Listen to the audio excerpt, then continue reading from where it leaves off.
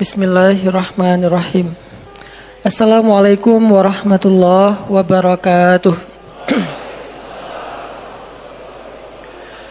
Alhamdulillahirabbil alamin.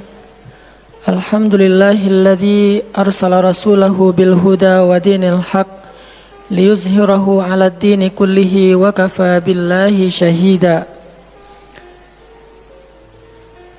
Asyhadu an la ilaha illallah wahdahu la syarikalah wa asyhadu anna Muhammadan abduhu wa rasuluhu la nabiyya ba'dah. Allahumma salli wa sallim wa barik ala sayyidina wa habibina wa nabiyyina Muhammad wa ala alihi wa sahbihi wa man tabi'ahu ila yaumiddin. Nahmadullaha ta'ala wa nashkuruhu la in syakartum la azidannakum wa la in kafartum inna azabi lasyadid. Qala Allah ta'ala fil Qur'anil Karim, a'udzu billahi minasy syaithanir rajim. Bismillahirrahmanirrahim. Wal 'asr innal insana lafi khusr illa alladzina amanu wa 'amilus shalihat wa tawasaw bil haqq wa tawasaw bis sabr. Wa qala ta'ala, alam nashrah laka sadrak wa wada'na 'anka wizrak alladhi anqadha dhahrak wa rafa'na laka dhikrak fa inna ma'al 'usri yusra inna ma'al 'usri yusra fa idza faraghta fansab wa ila rabbika farghab. Shadaqallahul azim. Teman-teman semuanya, anak muda Kota Bandung, jamaah tetap sharing time atau sharing night Rabu malam yang dirahmati Allah Subhanahu wa taala. Semua orang di dalam kehidupan dunia itu pernah atau bahkan sering merasakan lelah. Karena dunia ini adalah tempat orang bermujahadah. Semuanya diraih dengan mujahadah. Gak ada yang didapatkan di dunia ini dengan cara yang mudah. Karena tabiat dari dunia itu adalah tempat bersusah payah. Fitrahnya dunia adalah tempat orang bercocok tanam, bukan memetik hasil. Yang namanya bercocok tanam, kalau kita melihat pada kehidupan para petani atau para pekerja di ladang, di sawah, di kebun, maka kita akan melihat akan melihat kelelahan, keletihan dan kesusah payahan yang luar biasa. Itulah tabiat dunia. Berbeda dengan tabiat di surga. Di surga itu semuanya akan didapatkan dengan cara yang mudah. Bahkan sebagian riwayat mengatakan seorang perempuan di surga apabila inginkan seorang anak, maka Allah Subhanahu wa taala akan memberikan anak kepadanya saat itu juga tanpa harus bersusah payah mengandung selama 9 bulan. Saat ini pengen punya anak dengan spesifikasi tertentu, maka saat ini juga dia akan diberikan anak bayi tanpa harus mengandung 9 bulan lamanya, tanpa harus susah-susah menyusui. Allah akan datangkan untuk dia bayi yang dia sukai, kemudian Allah datangkan orang-orang yang akan pelayan-pelayan yang akan merawat dan membesarkan bayi itu untuk dia. Karena di sana dia adalah seorang ratu yang tidak perlu lagi bersusah payah. Di surga itu ketika seseorang menginginkan makanan, maka Allah Subhanahu wa taala mendatangkan untuknya makanan dengan cara yang sangat mudah. Bahkan ketika dia menginginkan buah-buahan, maka pohon itu akan menunduk untuknya sehingga dia bisa memetik buahnya tanpa harus bangun dari tempat duduknya jika dia menginginkan itu. Tetapi kalau dia menginginkan sesuatu yang lebih, misalnya dia ingin berjalan-jalan di kebun-kebun di antara banyak kebun surga, lalu dia ingin merasakan memetik pohon sendiri sambil membawa keranjang-keranjang yang indah, maka Allah juga akan memperkenankan keinginannya. Kaifa yasha, sebagaimana yang dia inginkan. Berbeda dengan dunia. Di dunia, apapun yang kita inginkan itu harus melalui mujahadah. melalui ikhtiar. Bahkan ketika kita ingin menjadi orang yang sekedar tidur-tiduran pun, Allah Subhanahu wa taala mentakdirkan tidur pun lelah. Tidur aja capek. Duduk capek. Ada orang yang duduknya capek akhirnya dia berdiri. Ya. Ada orang yang capek berdiri akhirnya pengen duduk. Kapan duduknya capek pengen berdiri? Salah satu yang sering saya alamin itu kalau lagi naik pesawat. Apalagi pesawat penerbangan 9 jam, 10 jam itu pasti capek banget duduknya tuh. Sehingga kita menginginkan seandainya ada uang kita pengen duduk di kelas bisnis. Tapi karena nggak mampu membeli tiket yang 3 kali lipat lebih mahal di kelas bisnis, ya nggak apa-apa lah di kelas yang biasa ekonomi. Tapi ketika lelah 4 jam, 5 jam pesawat berjalan itu udah luar biasa lelahnya, akhirnya berdiri mondar-mandir di antara lorong pesawat. Artinya duduk aja capek. Nggak ngapa-ngapain, suruh duduk doang. Nggak seperti orang dulu yang berangkat haji atau umroh naik kapal, lewat darat, pas sampai di laut naik kapal dengan ontanya, dengan kudanya. Orang dulu mencari ilmu itu dengan mujahadah yang luar biasa. Dengan naik onta berminggu-minggu, ini naik pesawat cuma 9 jam, capek. Yang nggak ada guncangan, biasanya guncangannya cuma pas di awal sama pas mau landing doang. Di atas udah jarang ada guncangan karena dengan ketinggian tertentu dan pesawatnya besar. Tapi itu juga capek. Naik kereta coba, dari Jawa ke Bandung misalnya. Sebutlah dari Semarang, dari Malang, dari Surabaya naik kereta 10 jam. Itu aja capek. Nggak usah jauh-jauh, Bandung Jakarta aja 3,5 jam. Itu pun capek. Atau kita naik mobil, nggak perlu nyetir, pakai online, duduk aja di belakang atau di sebelahnya si driver. Perjalanan setengah jam dari tempat kerja kita ke rumah atau dari rumah ke tempat kerja, ke kampus, ke sekolah gitu. Itu aja capek. Artinya dunia itu memang kayak gitu tabiatnya teman-teman. Tabiat dari dunia itu adalah lelah. Sehingga kalau ada orang yang menghindari capek dengan tidak ngapa-ngapain, itu hal yang agak klise dan naif. Bagaimana dia bisa menghindari lelah? Bagaimana dia bisa menghindari ta'ab? Bagaimana dia bisa menghindari bosan? Bagaimana dia bisa menghindari dalam keadaan susah payah? Sedangkan dia masih berada di sebuah tempat, bumi, dunia yang tabiatnya memang tempat bersusah payah dan lelah. Satu-satunya cara menghindari lelah yang tidak perlu lagi bersusah payah itu hanyalah masuk surga. Tetapi kan itu tidak terjadi sekarang. Kita harus meninggal dulu dan kita belum mau. Ada yang mau meninggal masuk surga sekarang? Kalau dijamin sih insya Allah ya. Masalahnya gak ada jaminan. Kalau para sahabat enak, mereka dapat jaminan. Surga Bilal, sebelum Bilal meninggal, Rasulullah udah bilang, bima sabaktani ilal jannah ya Bilal. Dengan apa kamu mendahului aku ke surga wahai Bilal? Dengan wudu dan sholat syukur wudu. Begitu juga nanti ada sahabat lain yang dijamin masuk surga bighairi hisab wala azab. Salah satunya adalah Ukasyah. Kalau kita tidak ada jaminan apapun di akhirat kecuali berikhtiar dan bermujahadah untuk bisa mendapatkan kebaikan sebanyak mungkin di sisi Allah. Sehingga alangkah naifnya seseorang yang menghindar dari ta'ab wal ham wal gham. Dia berusaha menghindar dari lelah, menghindar dari susah payahnya kehidupan, menghindar dari beban-beban hidup. Itu nggak bisa dilakukan karena kita masih berada di dunia. Yang perlu kita sekarang coba pilih adalah kita mau lelah untuk hal yang sia-sia? Apakah kita mau lelah untuk hanya bersenda gurau? Apakah kita mau lelah hanya untuk hal yang tidak ngapa-ngapain? Atau justru lelah kita itu untuk sesuatu yang mudah-mudahan beribadah kepada Allah? Makanya disebut dengan lelahnya menjadi lillah. Karena dua-duanya lelah. Ada orang yang pergi ke masjid lelah, capek pergi ke masjid.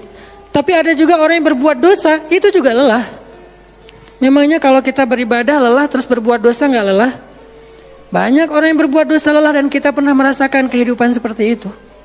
Sehari, 2 hari, sebulan, setahun, 2 tahun, sampai kita benar-benar merasakan lelah banget dengan dosa. Di malam hari berbuat dosa lelah, akhirnya tidur sepanjang siang. Di siang hari berbuat dosa, lelah, akhirnya tidur sepanjang malam. Lelah sama lelahnya. Antara orang yang beribadah dengan orang yang bermaksiat itu sama lelahnya. Bedanya apa? Yang satu, lelahnya akan diganjar, dibalas oleh Allah dengan kebaikan dunia dan akhirat. Yang satu lagi, lelahnya hanya akan disudahi dengan penyesalan. Sama-sama lelah. Bedanya, lelah yang pertama mungkin baru dirasakan hasilnya setelah itu. Lelah yang kedua seolah-olah bisa langsung dirasakan kesenangannya, tetapi kesudahannya adalah penyesalan. Makanya pada malam ini kita ingin merenungkan beberapa nasihat baik dari Al-Quran maupun hadis tentang bagaimana kita menjadi orang yang setiap hari tetap lelah, tetap banyak beban, tetapi beban itu mudah-mudahan menjadikan kita mendapatkan banyak kebaikan di sisi Allah. Makanya Nabi SAW bersabda dalam hadis riwayat Bukhari dan Muslim, "An-nasu ka'ibili mi'ah, la takadu tajidu fiha rahilatan." Manusia itu seperti 100 ekor onta. Manusia ka'ibili mi'ah, seperti 100 ekor onta. Yang harganya murah 50 juta, yang hidupnya untuk disembelih pada akhirnya nahar, disembelih. Onta itu kan kalau disembelih sambil dia berdiri ya. Kalau ayam, bebek disembelih sambil dipegangin atau diangkat. Kalau kambing dan sapi dibaringkan. Kalau onta disembelih itu sambil diberdirikan. Dia berdiri langsung disembelih. Itu onta. Artinya manusia ka'ibili mi'ah. Nabi itu menggambarkan onta karena onta ini punya banyak macam. Mungkin di Arab nggak ada ayam yang bermacam-macam, akhirnya pakai bahasanya onta. Kalau di kita mungkin ada ayam potong, ada ayam kampung, dan segala macam, ada ayam jago. Kalau bebek ada mentok, ada apa? Bebek yang biasa, macam-macam kan. Di Arab mungkin nggak terlalu banyak variannya dan nggak terlalu akrab dengan kehidupan sehari-hari mereka. Yang akrab itu kambing, kuda, keledai, onta. Akhirnya Nabi mengatakan, "An-nasu ka'ibili mi'ah." Nabi seolah-olah mengambil sebuah perumpamaan. Dan perumpamaan ini bisa kita ganti dengan culture yang berbeda di setiap negara. Tetapi perumpamaan yang paling baik itu adalah onta. An-nasu ka'ibili mi'ah. Manusia itu seperti 100 ekor onta ibil. Onta potong. Yang hidupnya hanya untuk disembelih oleh tuannya, kemudian dagingnya dimakan atau dijual. Kenapa bisa begitu murahnya? Cuma 50 juta, 40 juta dan berakhir dengan disembelih? Karena onta ini hidupnya tidak istimewa. Dia hidup hanya untuk makan, minum, tidur dan berkembang biak. Cuman itu misi dari kehidupan dia. Makan, minum, tidur, berkembang biak. Udah itu doang. Setiap hari kerjanya makan aja. Lihat hewan ternak ngapain? Merumput aja setiap hari. Nggak ada hewan ternak yang tiba-tiba dia lagi ngapain? Lagi sholat? Nggak ada. Hewan ternak misalnya lagi ngebantuin tetangga? Nggak ada. Hewan ternak lagi menjenguk yang sakit? Nggak ada. Hewan ternak yang lagi menyelesaikan hajat saudaranya? Hewan ternak yang lagi dengerin curhat? Nggak ada. Kenapa? Karena tugas misi kehidupan mereka itu cuma diciptakan untuk makan, minum, tidur, berkembang biak. Udah. Ini namanya kalau diantara onta namanya ibil. Yang hidupnya itu sesederhana itu. Nggak ada yang rumit, nggak ada yang terlalu berlebihan. Dan an-nasu, manusia secara umum mirip dengan ibil.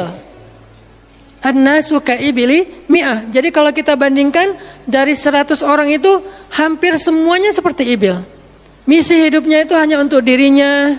Gimana caranya biar bisa makan, gimana caranya biar bisa istirahat dengan nyenyak, tidur, gimana caranya biar punya keluarga, berkembang biak, punya keturunan, dan kemudian dengan keluarganya dia punya family time. Kapan liburan, makan di rumah, jalan segala macam. Cuman itu misi dari kehidupannya. Sehingga Nabi menyebut mereka yang misi kehidupannya hanya dirinya dan keluarganya, ka'ibili mi'ah, seperti 100 ekor onta.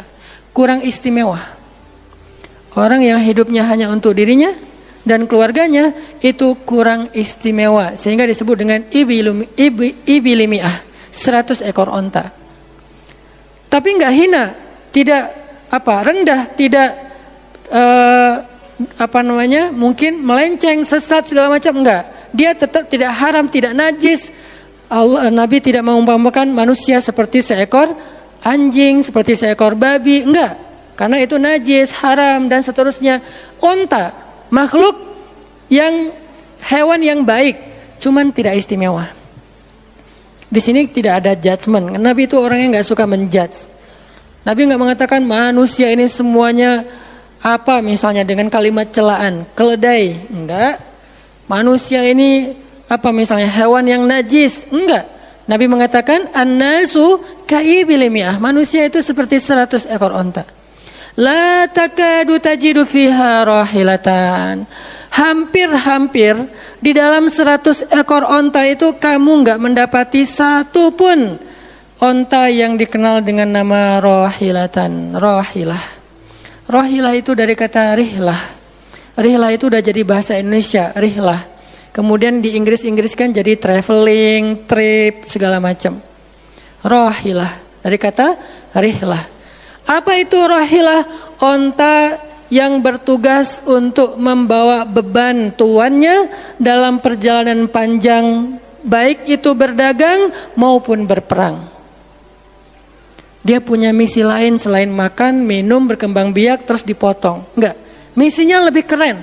Apa? Membawa beban. Membawa beban tuannya. Itulah rahilah. Sehingga punggungnya adalah punggung yang berkah, karena di atas punggung itu ditaruhkan beban terus menerus oleh tuannya. Berangkat bebannya apa, pulangnya beban apa. Karena orang dulu kalau berangkat berniaga, berdagang ke luar negeri, itu tuh bukan berangkat bawa beban, pulang nggak bawa apa-apa karena udah diuangkan, nggak. Mereka barter konsep perdagangannya. Kalau berangkatnya bawa kain, pulangnya nanti bawa karpet. Berangkatnya bawa gandum, pulangnya nanti bawa sutra misalnya. Tetap aja ada beban, karena mereka berangkat jual misalnya ke Syam, dari Mekah ke Damaskus. Nanti pulangnya dari Damaskus ke Mekah, bawa lagi barang-barang Damaskus yang bisa dijual di Mekah. Pas berangkat bawa barang Mekah yang bisa dijual di Damaskus, pas pulang membawa barang Damaskus yang bisa dijual di Mekah. Li'ilafi Quraisy إلافهم رحلة الشتاء والصيف. Rihlah syita'i wassaif. Mereka melakukan rihlah pada musim dingin dan musim panas. Itulah ilafu Quraisy, kebiasaan orang-orang Quraisy. Ilafu Quraisy, kebiasaan tradisi orang Quraisy. Apa tradisinya? Berdagang di musim dingin dan di musim panas. Barang dagangannya beda-beda. Kalau musim dingin yang dibawa itu bahan-bahan jaket, bahan-bahan untuk menghangatkan tubuh, bahan-bahan yang kalaupun dia bawa makanan yang biasa dimakan di musim dingin yang menghangatkan tubuh. Kayak misalnya jenis bubur di Arab itu ada namanya adas. Dan itu disebutkan di dalam Al-Quran, di Al-Baqarah. Wa adasiha wa basaliha, ada adas, ada bawang. Adas itu salah satu makanan kesukaan orang Arab di musim dingin. Karena kalau makan adas kayak bubur gitu, dia badannya menjadi hangat. Jadi kayak menghangatkan tubuh gitu. Artinya syita'i was-saif, di musim dingin dan di musim panas, dua-duanya ada barang yang didagangkan. Dan itu adalah ilafu Quraisy, kebiasaan tradisi orang-orang Quraisy. Rihlah. Siapa yang akan dibawa rihlah? Apa yang akan membawa barang dagangan mereka ketika rihlah? Namanya onta rahilah. Onta yang mengangkut beban barang tuannya. Rahilatan. Sehingga onta ini adalah onta yang lebih kuat fisiknya. Onta ini onta yang lebih tangguh perjalanan walaupun mengalami badai. Onta ini onta yang lebih kuat ingatannya sehingga dia menghafal jalan yang dilaluinya. Walaupun terjadi badai dia nggak tersesat. Jarang onta rahilah tersesat. Biasanya yang tersesat itu ibil. Ibil kalau ditaruh di tengah padang pasir, terjadi badai, terus bekas jalannya ketutup dengan pasir, dia bingung. Itu ibil. Sehingga kalau kita baca cerita-cerita tentang orang yang tersesat di padang pasir, rata-rata istilahnya kalau enggak jamal ya ibil. Kalaupun ada onta rahilah yang tersesat, berarti badainya parah banget. Kalau ada hadis onta rohilah tersesat, berarti badainya parah banget. Artinya rohilah ini ingatannya kuat. Dia kalau lewat satu jalan, setahun kemudian lewat lagi dia masih hafal. Itu rohilatan. Dalam teknologi sekarang kita nyebutnya dengan map. Ada banyak platform aplikasi map digital yang membuat kita bisa menghafal jalan. Dan diupdate terus, jalan ini sekarang macet segala macam. Rohilatan punya kemampuan membaca jalan walaupun mungkin berbeda dengan teknologi sekarang. Itu namanya rohilatan. Ini kata Nabi, la takadu tajidu fiha rohilatan. Manusia itu seperti 100 ekor onta. Dan di antara 100 ekor onta itu atau 100 orang itu, hampir kamu tidak mendapati satupun yang bernama rohilatan, yang mampu mengangkat beban lebih. Sehingga di sini Nabi SAW seolah-olah mengajarkan kita, memotivasi kita agar belajar menjadi rohilah. Manusia itu baru istimewa kalau dia menjadi rohilah, kalau dia mengangkut banyak beban, kalau dia menjadi orang yang paling banyak bermanfaat untuk orang lain. Makanya muncullah hadis, khairun nas anfa'uhum linnas, inna ahabban nasi ilallah anfa'uhum linnas. Dua riwayat hadis yang berbeda. Sebaik-baik manusia, kalau dalam analogi yang pertama, sebaik-baik onta adalah rohilatan. Bukan ibil, bukan nakoh, bukan jamal. Sebaik-baik onta rohilatan. Kenapa kok rohilatan? Karena dia yang paling bermanfaat. Soalnya dia yang paling banyak mengangkut beban. Sehingga dengan analogi tentang onta rohilah, kita menerjemahkan hadis khairun nas, sebaik-baik manusia, dengan istilah khair. Arti khair itu memberi lebih, arti khair itu bermanfaat. Khairun nas anfa'uhum linnas, sebaik-baik manusia yang paling bermanfaat untuk orang lain. Dalam riwayat yang lain, inna ahabban nasi ilallah, sesungguhnya orang yang paling dicintai Allah di antara manusia, anfa'uhum linnas, yang paling bermanfaat untuk orang lain. Itu yang paling dicintai Allah di antara manusia. Muncul lagi hadis yang mirip, inna ahabbal a'mali ilallah sururun tudkhiluhu ala qalbi muslim. Sesungguhnya perbuatan, amal soleh, aktivitas, pekerjaan yang paling disukai Allah di antara yang kita lakukan dalam kehidupan sehari-hari adalah membahagiakan hati orang lain. Ini semuanya hadis-hadis yang memiliki makna yang sama, yaitu menjadi pengangkut beban. Lelah Ustadz, lelah. Enggak ngangkut beban, lelah juga. Ngangkut beban, lelah juga. Cuman bedanya, orang yang lelah tanpa mengangkut beban, hidupnya penuh dengan keluh kesah, tidak ada yang menghargai, tidak dimuliakan, akhirnya dia ngeluh. Ada kan banyak orang yang ngeluh karena merasa dirinya gak dihargai orang lain? Tetap aja ngeluh. Ada juga yang ngeluh karena terlalu banyak beban, padahal dua-duanya sama-sama ngeluh, kenapa gak memilih yang lebih baik? Memangnya kalau kita gak ngangkut beban, kita gak akan berkeluh kesah? Ngeluh. Ngeluhnya mungkin bukan capek, ngeluhnya gak ada yang hargai. Dan itu udah sunnatullah, kalau kita pengen dihargai, pengen dimuliakan, kita harus menjadi orang yang paling rohilah, yang paling banyak ngangkut beban. Gak bisa kita jadi ibil tapi pengen diperlakukan seperti rohilah, itu gak bisa. Kita tuh ibil, hidupnya untuk diri sendiri, gak bantu siapa-siapa, gak peduli dengan siapa-siapa, harta kita gak bermanfaat untuk orang lain, pikiran kita gak bermanfaat untuk orang lain, lisan kita tidak bermanfaat untuk orang lain, wawasan kita tidak bermanfaat untuk orang lain, apalagi tenaga kita gak bermanfaat untuk orang lain, skill kita gak bermanfaat untuk orang lain, semua tentang diri kita hampir tidak bermanfaat untuk orang lain, lalu kita ingin dihargai seperti orang yang paling bermanfaat. Ini naif, klise, nggak ada seperti ini, bukan sunnatullahnya. Karena seseorang itu diberi balasan sesuai dengan mujahadah. Al-jaza ala qadril masyaqqah, balasan tergantung susah payahnya dalam berikhtiar. Siapa yang mujahadahnya lebih, maka rewardnya lebih, jazanya lebih. Jadi saya kadang-kadang ngerasa, dulu saya juga pernah merasa kayak gitu. Kenapa kok dia dihormati saya enggak? Kita enggak boleh cemburu tanpa alasan. Seolah-olah misalnya harusnya hormati semua orang dong, enggak bisa. Itu udah fitrah manusia dan sunatullah dalam kehidupan di dunia. Kalau kita pengen dihormati orang, kita harus menjadi rohilah. Kalau kita pengen dihargai orang, kita harus jadi rohilah. Nggak bisa kita berharap dihargai oleh pasangan kita atau calon pasangan kita, tapi kita nggak punya tanggung jawab. Nggak bisa. Kalau teman-teman pengen dihargai oleh pasangan halalnya, teman-teman harus mengangkat tanggung jawab yang lebih berat daripada dia.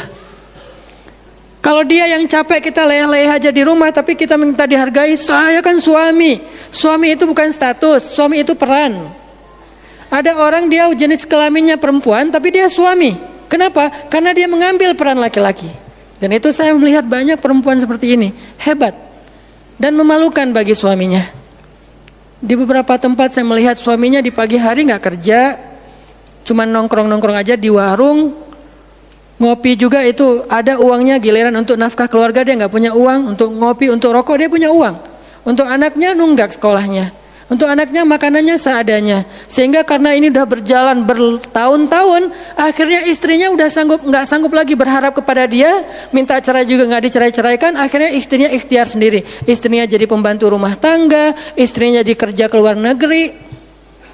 Saya beberapa kali ke Hong Kong, hampir tiap 4 bulan sekali ke Hong Kong, dan selalu mendengar cerita teman-teman di Hong Kong, para pejuang-pejuang di Hong Kong itu kan 99%-nya perempuan ya. Hong Kong itu 99% lebih perempuan. Beda kan sama Taiwan, Korea itu laki-laki dan perempuan agak imbang lah. Tapi kalau Hong Kong itu bisa dibilang dari 100 pekerja 99 orangnya bahkan lebih adalah perempuan. Dan semua mereka punya masalah yang hampir sama di negerinya, di kampungnya. Masalahnya mereka terpaksa untuk berangkat ke luar negeri karena demi. Ada yang demi membiayai sekolah anak-anaknya, single parent. Kemana suaminya? Suaminya pergi dan tidak bertanggung jawab. Atau suaminya ada tapi tidak mampu mencari nafkah. Terpaksa dia kerja ke luar negeri dengan segala macam resiko. Dan banyak banget kasus di Hong Kong. Siapa juga yang mau jauh-jauh dari keluarganya, apalagi punya anak masih kecil ya. Kemarin kita baru dengar cerita seorang anak yang harus merawat ayahnya yang sakit kanker gara-gara di rumahnya nggak ada siapa-siapa, ibunya berjuang di luar negeri. Kenapa? Karena suaminya sakit. Kalau ini masih bisa kita pahami lah. Tapi kemana pamannya misalnya? Kemana misalnya kakaknya? Nggak tahu punya kakak atau gimana? Nggak tahu kondisi pamannya. Yang jelas bahwa ternyata kita itu dihargai itu bukan karena kita berstatus suami. Kita dihargai karena kita berperan sebagai suami, bukan berstatus sebagai suami. Kalau suami pengen dihargai, ambillah peran suami. Laki-laki pengen dihargai, ambillah peran laki-laki. Apa peran laki-laki? Tanggung jawab. Ambil sebanyak mungkin. Kalau kita udah menikah, tanggung jawab kita itu kalau mau lebih, jangan cuma istri. Ambil keluarga istri untuk kita ambil tanggung jawabnya. Adiknya istri, mungkin keluarga istri kita nggak mampu, adiknya kita sekolahin. Mertua sakit, kita biayain. Nanti siapa lagi? Keluarga besarnya ada masalah, kita biayain, kita hutangin. Kalau misalnya kita nggak sanggup memberikan hadiah atau sedekah, ambil amanah, tanggung jawab itu ambil semampu kita. Itulah contoh Rasulullah SAW. Makanya Nabi ketika sudah menikah dengan Khadijah, yang tinggal di rumah Nabi itu bukan cuma anak kandung beliau. Ada anak angkatnya Zaid bin Harithah. Ada sepupunya Ali bin Abi Thalib. Ada banyak lagi keluarga besar Khadijah yang tinggal bersama Nabi. Sehingga rumah Nabi itu adalah rumah yang banyak sekali orang-orang yang ditampung oleh beliau. Itu yang disebut dengan anfa'uhum linnas. Ambil tanggung jawab yang besar. Sehingga Khadijah itu respect banget sama sosok Nabi Muhammad. Bahkan sebelum Nabi dapat wahyu, sehingga gak disebut Nabi, respect sama sosok seorang Muhammad. Apalagi setelah beliau dapat wahyu, beban beliau bukan lagi keluarganya sekarang, beban beliau adalah umatnya. Yang diurus oleh Nabi bukan lagi keluarga sekarang setelah dapat wahyu, umat. Dan umat di sini lintas nasionalisme. Ada yang datang dari Persia, namanya Salman Al-Farisi. Ada yang datang dari Romawi, namanya Suhaib Ar-Rumi. Ada banyak sahabat-sahabat yang lintas kabilah, bukan hanya orang Quraisy. Ada yang datang dari Yaman, termasuk Sumayyah dengan Yasir, keluarga yang pertama syahid dalam Islam. Ini dari Yaman. Kemudian pindah lagi ke Madinah yang bukan orang-orang Quraisy. Di sana ada Bani Mudhar, dari kabilah Aus dan Khazraj, nanti berkembang lagi sampai ke Asia, Eropa dan seterusnya. Inilah bebannya Rasulullah sallallahu alaihi wasallam. Sehingga Allah menyebutnya dengan istilah rahmatan lil alamin. Rahmah. Tahu arti rahmah? Rahmah itu kasih sayang. Maksud kasih sayang, memberi sayang. Kasih sayang, bukan minta disayangi. Jadi kalau kita mau berkasih sayang, ya kasih sayangnya, jangan sayangi saya dong. Itu bukan kasih sayang, namanya terima sayang. Bukan kasih sayang, terima sayang, minta sayang. Itu namanya bukan rahmah, bukan mawaddah. Yang namanya rahmah, kasih sayangnya. Kalau kita nggak punya sayang, berarti kita nggak punya rahmah. Apa bentuk sayang kita? Perhatian. Apa bentuk sayang kita? Perasaan. Apa bentuk sayang kita? Dengan harta. Itu sayangnya. Dan Nabi, wa ma arsalnaka illa rahmatan lil alamin. Tidaklah kami mengutus engkau Muhammad kecuali untuk menjadi kasih sayang kepada alamin. Arti rahmah dalam tafsiran yang lebih luas, menyelesaikan hajat manusia seluruh alam. Seluruh alam. Itulah kenapa Nabi Muhammad menjadi orang yang paling mulia. Karena yang diambil bebannya itu bukan satu keluarga Khadijah, bebannya itu bukan satu kota Makkah, bebannya itu bukan cuma orang Arab, alamin. Sehingga Allah mengatakan, wa rafa'na laka dzikrak. Kami angkat engkau menjadi manusia yang paling mulia. Karena beban yang diambilnya paling berat. Apa beban Nabi? Apakah cuma ceramah? Enggak cuma ceramah. Kalau cuma ceramah gampang. Saya pernah menjadi penceramah dan saya pernah menjadi programmer dalam dakwah. 8 tahun saya ceramah di Bandung, gampang banget. Dan kalau mau nyaman jadi ustadz, mending saya jadi penceramah aja, gampang banget. Diundang-undang, ustadz mau dijemput? Ya jemput dong, jemput. Ya, ustadz kan dijemput, jarang kita jalan sendiri, seringnya dijemput. Dan karena dia pengen memuliakan kita, dia cari di tempat itu siapa yang punya mobil paling bagus untuk menjemput ustadz. Kalau di kampung, cari siapa yang punya mobil baru yang tahun misalnya 2018 lah, kalau nggak ada 2019. Saya punya, ya udah pinjam ya untuk jemput ustaz. Oh boleh, saya senang, jemput.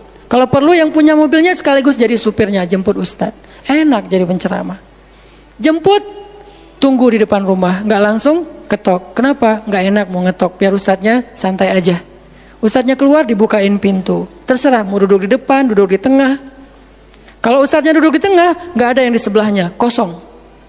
Mau goler-goler, mau jungkir balik, bebas. Ustaz. Saya pernah ngalamin masa kayak gitu. 8 tahun, mudah banget. Diundang-undang, semua wajah tersenyum. Nggak ada yang cemberut, namanya juga ustaz. Selamat datang ustaz, alhamdulillah bisa ketemu sama ustaz, silakan. Duduk dikasih makanan yang paling baik. Dihidangkan segala macam, minuman aja 5 jenis. Sampai bingung nih mana yang mau diminum. Ustaz mau apa? Kadang-kadang beberapa teman-teman panitia yang sangat udah pro banget nanya. Ustaz itu nanya ke asisten lah atau siapa manajemen, kalau dia punya manajemen, Ustaz itu sukanya makanan apa? Disediakan makanan kesukaan Ustaz.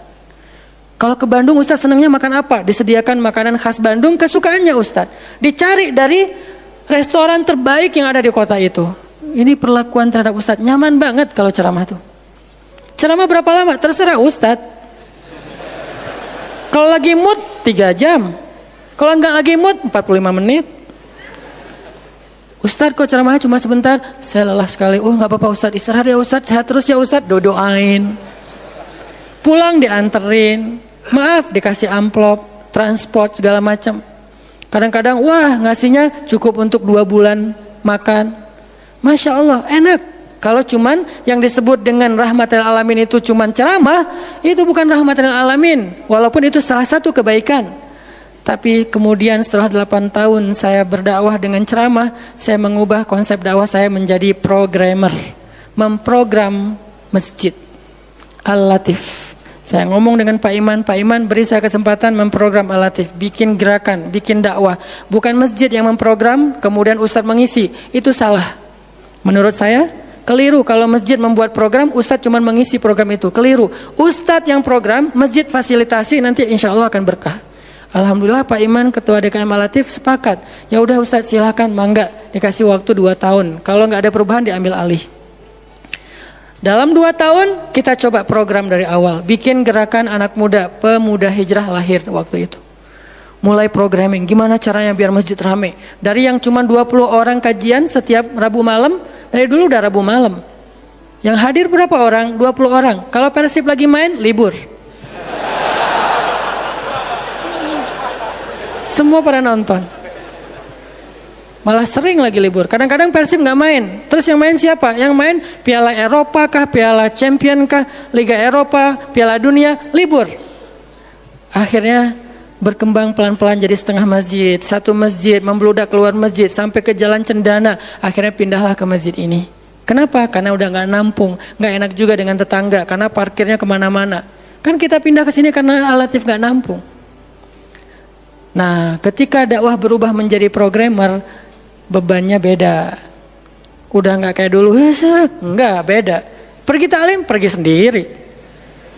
Bahkan berkorban dengan harta sendiri, bareng-bareng dengan teman-teman, semuanya lelah. Kita meeting sampai tengah malam. Emangnya gampang membuat tren hijrah? Gak mudah teman-teman. Kita harus meeting, mikirin. Sekarang tambah lagi beban yang lain.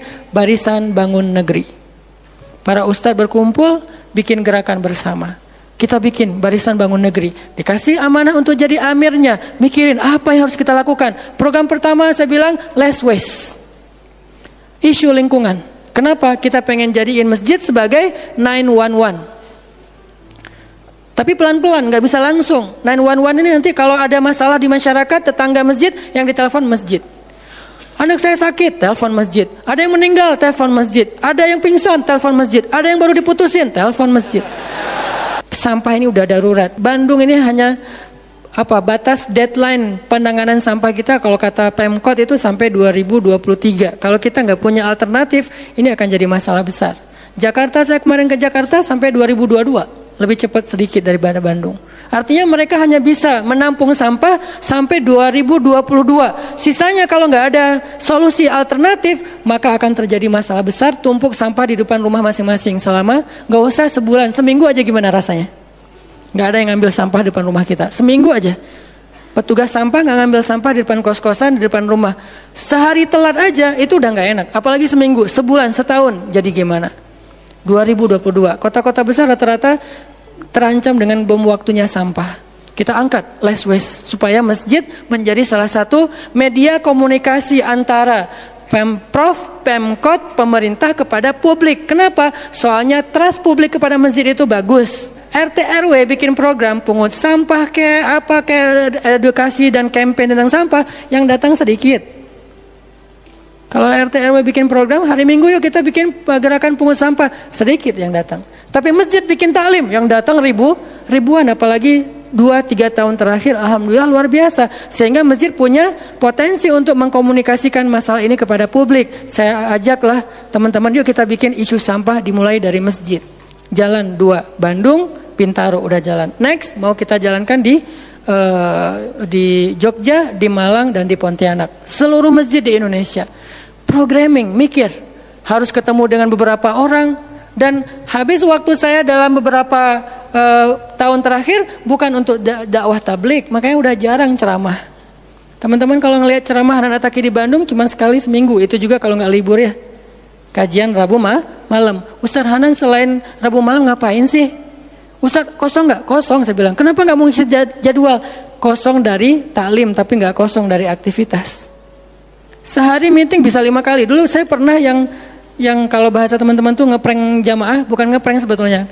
Katanya Ustaz nggak datang, tiba-tiba datang kan? Itu tuh meeting 5 kali sehari, dari pagi, siang, sore, menjelang maghrib, baru beres isya.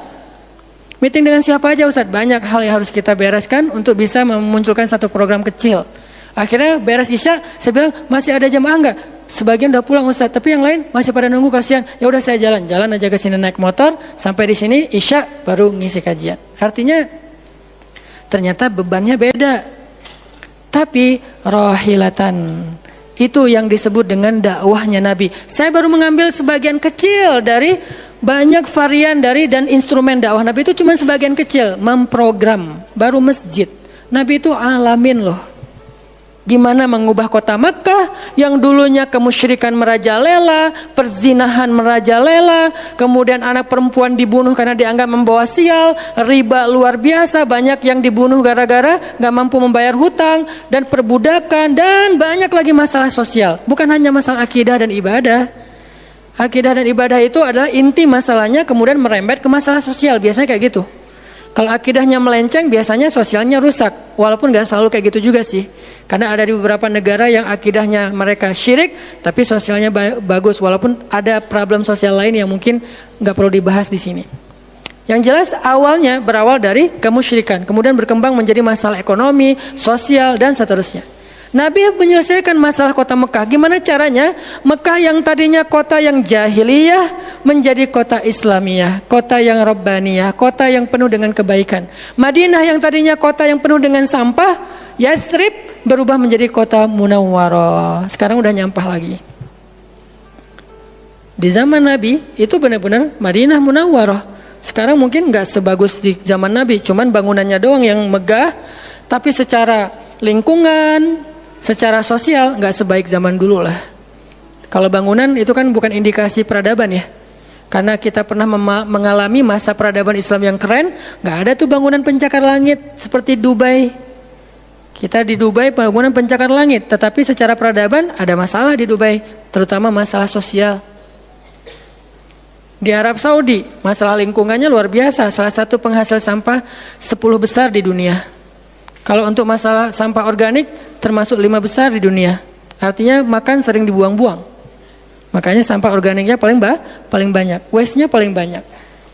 Itu yang diselesaikan oleh Nabi di kota Mekah dan Madinah, kemudian berkembang di kota-kota lain sampai ke Irak, sampai ke Syam, sampai ke Mesir, sampai ke Eropa, sampai ke Turki, sampai ke Afrika, bahkan sampai ke Nusantara. Rahmatan lil alamin. Rahmah bukan cuma ceramah.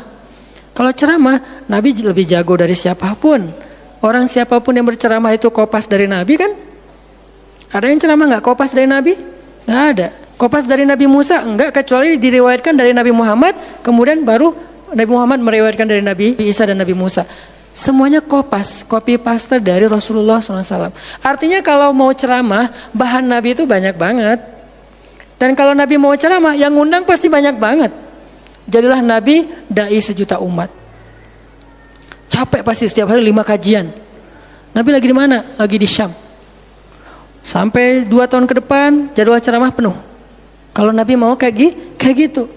Tapi ternyata Nabi bukan cuma ceramah, memprogram umat. Ada yang masalah datang ke Nabi, ya Rasulullah, saya diceraikan oleh suami saya dengan bahasa kamu bagi saya seperti ibu saya, zihar. Nabi bingung nih, gimana nih zihar? Kok suaminya gitu banget sih sama dia? Ya udah, berarti kamu sudah diceraikan oleh suamimu, sabar ya, dinasihati, disabar-sabarin sama Nabi. Dia pulang turun ayat surat Al-Mujadalah tentang bab zihar. Ada lagi yang datang rame, dia yang salah, saya yang salah, dia yang salah. Akhirnya didamaikan sama Nabi. Nabi mau takbir nih, pergi ke masjid mau sholat berjamaah, mau takbir. Ya Rasulullah, di Bani Salamah ada masalah, mereka hampir berperang, nggak jadi takbir, pergi ke Bani Salamah menyelesaikan hajat mereka. Datang-datang jamaah udah sholat, Nabi sholat yang jamaah yang kedua. Artinya rahmah, ngambil beban umat. Belum lagi nanti beban umat yang tertindas di antara Bani Israel, di luar negeri, di Yaman, di Syam, yang Nabi mengutus para sahabat untuk menyelesaikan hajat-hajat mereka. Makanya Nabi mengatakan, siapa yang datang kepada saudaranya untuk menghilangkan masalahnya, maka Allah akan menghilangkan masalah orang ini nanti di akhirat. Makanya beban Nabi itu berat banget teman-teman. Kalau kita baca sirah Nabi, luar biasa, Nabi itu lelah banget. Sampai para sahabat meriwayatkan Nabi itu dulu sebelum dapat wahyu, beliau seger gitu. Setelah dapat wahyu tetap ganteng, tetap keren, karena memang aslinya udah dari sononya keren ya. Cuman udah ada guratan lelahnya tuh terasa di wajah beliau. Lelah banget. Sampai Nabi itu pernah sampai Allah bilang gini, "Fala'allaka bakhi'un nafsaka 'ala atharihim." Hampir saja engkau mencelakai dirimu gara-gara mereka. Apa maksudnya? Kok Nabi hampir mencelakai dirinya gara-gara mereka? Itu maksudnya apa? Saking terbebannya Nabi dengan kondisi umat, hampir-hampir Nabi itu sakit keras, hampir-hampir Nabi itu binasa, celaka, meninggal demi mikirin nasib umat. Kayak gitu banget coba. Itu namanya rohilatan. Kita belum sanggup untuk memikul beban umat sedunia. Makanya minimal kalau kita nggak ngambil beban umat sedunia dengan tangan kita, minimal dengan pikiran kita aja. Kita mikir nggak sih nasib Palestina? Atau kita masih nganggap bahwa itu beda negara? Kalau beda negara, oke. Apakah kita memikirkan mereka karena kemanusiaan? Masa kita mau bilang mereka bukan manusia? Kan sama-sama manusia.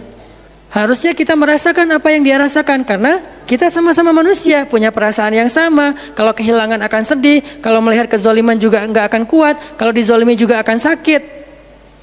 Kita mikir nggak tentang Palestina? Kita mikir nggak nasib Suriah? Kita mikir nggak nasib Rohingya? Kita mikir nggak nasib Yaman? Apakah gara-gara kita mikir tentang mereka lantas kita jadi radikal dan teroris? Sejak kapan kita memikirkan nasib orang yang tertindas tiba-tiba jadi radikal? Apakah orang yang tidak memikirkan orang lain hanya dirinya sendiri berarti orang yang baik? Justru makin banyak kita mikirin nasib mereka, kita makin rohilatan walaupun belum sanggup menyelesaikan hajat mereka, mikir doang. Dengan kita lihat postingan yang terakhir di Idlib, bagaimana anak bayi kehilangan kakinya gara-gara kena bom dari tentara Rusia. Kita belum sanggup ngasih solusi sebagai pribadi maupun sebagai bangsa, belum sanggup. Pertama jaraknya jauh, kedua memang kita juga belum punya kemampuan untuk itu.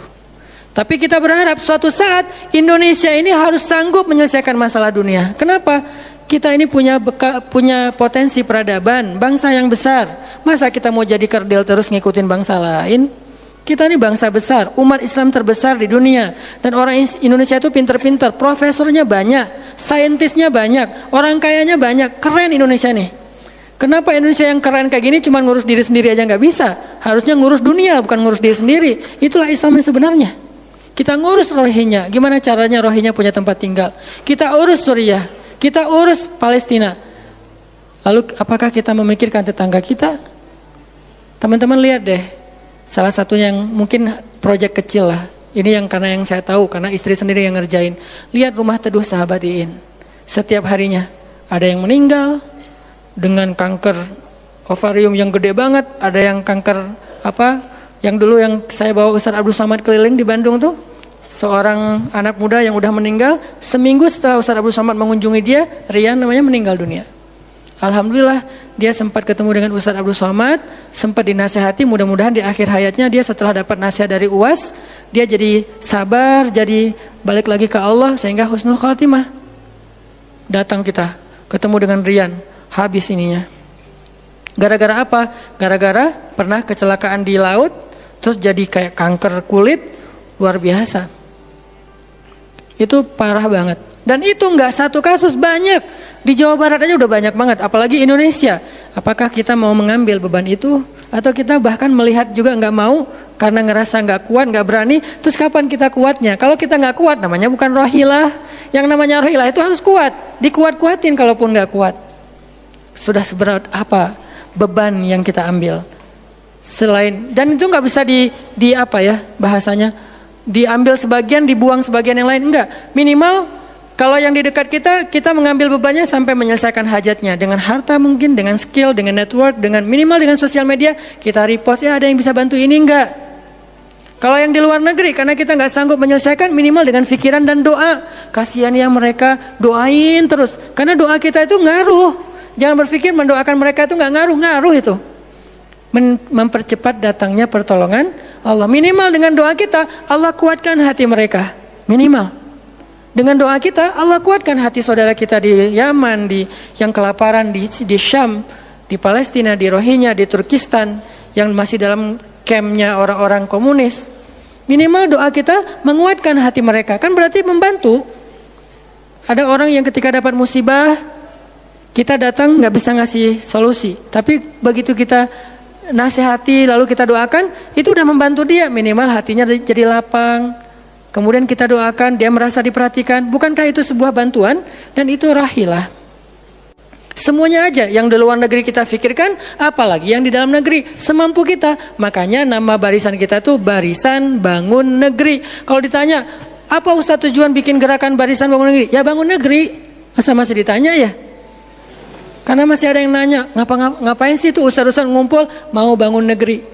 Itu udah jelas dari namanya juga. Terus santrinya ngapain? Namanya Santri Bangun Negeri. Ustadznya Barisan Bangun Negeri, ada 2 nama. Para guru, saya pelan-pelan pengen ngumpulin para guru-guru yang seleting supaya kita barengan, ngumpulin pelan-pelan. Namanya Barisan Bangun Negeri. Nanti teman-teman yang ngikutin para guru, para santri, namanya Santri Bangun Negeri. Jadi kalau ditanya mau ngapain, mau bangun negeri. Programnya apa? Pertama, program isu lingkungan. Nanti naik lagi isu sosial, naik lagi isu healthcare, kemanusiaan, kesehatan dan seterusnya. Kan itu tugas pemerintah, kita nggak mau menyalahkan siapapun, udah capek berdebat. Tugas kita sekarang, siapa yang pengen jadi rohilah? Itu yang dilakukan para guru kita sekarang teman-teman di Barisan Bangun Negeri. Mikir, kemarin saya 40 jam nggak tidur. Dari Bandung ke Jogja, di Jogja ada acara, udah beres acara, kita ada meeting yang penting banget, yang bikin saya sesak sampai sekarang. Itu ada diskusi yang saya tidak bisa sampaikan ke publik. Itu diskusi dari jam 11 malam sampai jam setengah 4 subuh. Kenapa diskusinya sampai malam Ustaz? Karena besok kita semuanya udah pada bubar, udah pada pulang masing-masing ke negerinya, sehingga nggak sempat ketemu. Ketemunya kita cuman malam Selasa. Selasa subuh pesawatnya udah mulai ada yang pesawat jam 5, jam 6, jam 7. Jadi malam itu harus kita selesaikan meeting kita. Meeting lah kita sampai jam setengah 4 subuh. Beres meeting langsung ke bandara. Saya dengan salah satu ustadz ke bandara berdua, naik flightnya pas bareng. Belum selesai tadi meetingnya, meeting lagi di pesawat dari Jogja ke Jakarta. Di Jakarta saya ketemu dengan beberapa teman-teman yang pengen mendukung program pesantren yang sedang kita dari setahun yang lalu ingin kita buat, tapi juga belum cukup untuk membebaskan lahan. Karena kita butuh 15 M membebaskan lahan. Alhamdulillah udah terkumpul sekitar 2 M, masih jauh dari target. Baru membebaskan lahan, belum membangun. Akhirnya bahasa istri saya ngamen di Jakarta dari pagi, siang, sore, malam pulang. Di kereta juga diskusi lagi sama istri karena ada beberapa program yang harus kita bereskan. Sampai rumah jam 12 malam. Jadi 1 hari setengah, hampir 2 kali 24 jam baru istirahat. Itu kalau programming. Beda dengan ceramah. Diundang ke Jogja, Ustaz ceramahnya di Jogja, oke, jam berapa? Isya. Ya udah saya datangnya maghrib. Terbang jam 5 sampai di sana maghrib. Ceramah, beres ceramah saya tidur, gampang kan? Beres ceramah jam 11 malam balik ke hotel, dipesankan hotel sama panitia. Hotelnya mau yang gimana Ustaz? Terserah, yang dekat-dekat aja biar nggak capek di jalan. Oh ya Ustaz, dikasih hotel biasanya yang enak, yang deluxe. Masuk ke hotel, mandi air hangat, ya.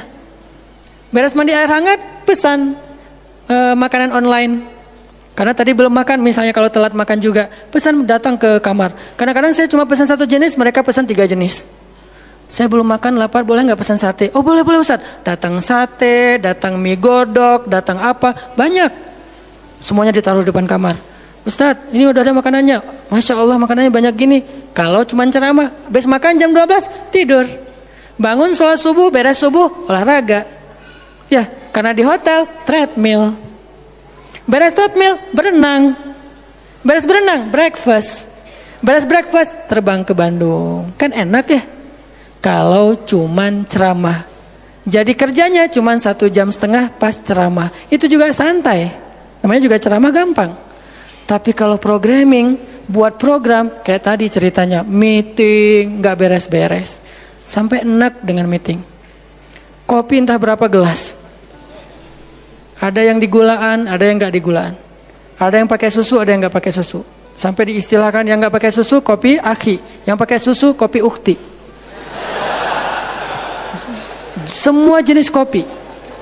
Artinya rohilatan. Ternyata memang benar kata Nabi, manusia itu seperti 100 onta, sedikit yang rohilatan. Makanya sekarang kita mau milih, mau jadi rohilatan atau mau jadi 100 onta. Dimulai dari hal yang kecil. Saya ngajak teman-teman, yuk kita jadi rohilah. Kita angkat beban negeri kita, beban bangsa kita. Saya pengen banget masjid itu jadi kayak rumah teduh. Sekarang yang menjalankan pasien kanker kurang mampu se-Jawa Barat, salah satunya rumah teduh itu. Yang sekarang ada 15 rumah dengan sekitar 300 pasien. Yang setiap kali operasi itu 40 juta. Karena kalau pakai BPJS antrinya setahun. Sehingga harus pakai jalur normal. Dan beberapa di antara mereka belum sanggup untuk membayar cicilan BPJS sehingga nunggak nggak bisa pakai. Kita selesaikan. Harusnya itu dilakukannya oleh masjid. Kenapa? Karena potensi zakat, infak, sedekah, kenceleng masjid gede. Jangan cuma dipakai buat renov. Jangan cuma dipakai buat pengumuman hari Jumat. Kenceleng minggu ini 300 juta. 300 juta di sebelah masjid ada orang lapar. Berarti ngapain 300 juta teh? Harusnya 300 juta itu kenceleng minggu ini. Harusnya 300 juta. Tapi tinggal 10 juta. Kenapa? Beban umat diangkat semua sama masjid. Itu cita-cita kita, pengennya masjid itu menjadi, makanya ada hashtag masjid peradaban. Apa masjid peradaban? Masjid rohilah, masjid yang mengangkat beban umat, bukan cuma membuat program jihad, pengajian hari Ahad. Udah lewat lah masa kayak gitu-gitu, udah nggak keren. Ini saya tantang masjid-masjid yang ada di Indonesia, jangan hanya fokus dengan ta'lim. Ta'lim itu udah banyak dan mudah melakukannya, kurang challenging. Coba masjid mikirin masalah sekitarnya, satu masjid mikirin satu RW kalau masjidnya kecil. Kalau masjidnya masjid kecamatan, mikirin satu kecamatan. Kalau udah beres dengan kecamatannya, nggak ada lagi masalah, pergi ke kecamatan sebelah. Kolaborasi dengan masjid kecamatan sebelah, yuk selesaikan masalahnya. Bisa banget kalau masjid mau. Tapi serahkan programnya ke ustadz yang ngerti harokah, yang ngerti pergerakan. Dan sekarang udah banyak ustadz yang ngerti pergerakan. Baru kita akan melihat Indonesia yang luar biasa. Terus apa yang bisa kami lakukan Ustadz? Yuk bareng-bareng dengan saya, dengan pemuda hijrah, dengan para guru barisan bangun negeri, kita bangun deh Indonesia semampu kita. Dengan apa? Dengan skill kita masing-masing, dengan potensi kita masing-masing. Ada yang punya harta dengan hartanya, ada yang punya kemampuan skillnya dengan skillnya.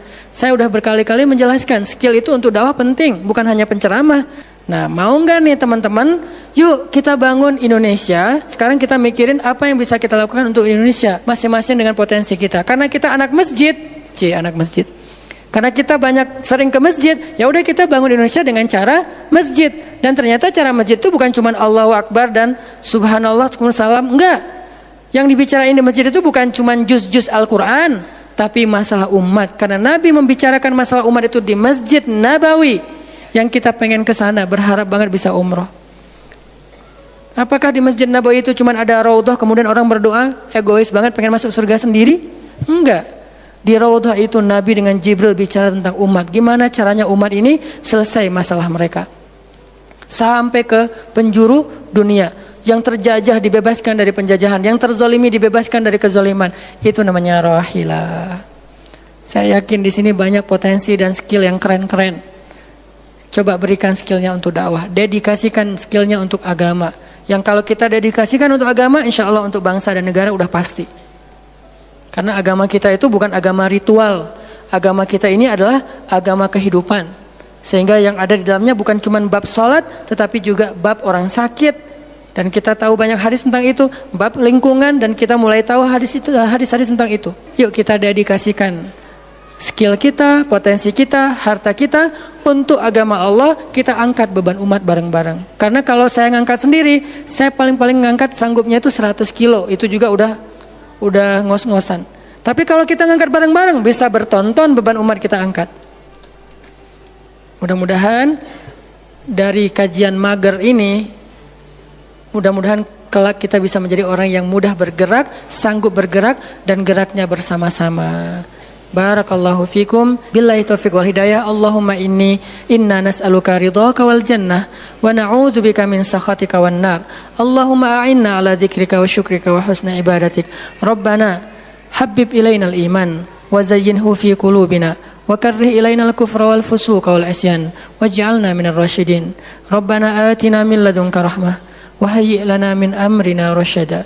وهيئ لنا من أمرنا رشدا وهيئ لنا من أمرنا رشدا واجعل لنا من كل ضيق مخرجا ومن كل هم فرجا ومن كل عسر يسرا ربنا آتنا في الدنيا حسنة وفي الآخرة حسنة وقنا عذاب النار وصلى الله على سيدنا محمد وعلى آله وصحبه أجمعين والحمد لله رب العالمين والسلام عليكم ورحمة الله وبركاته.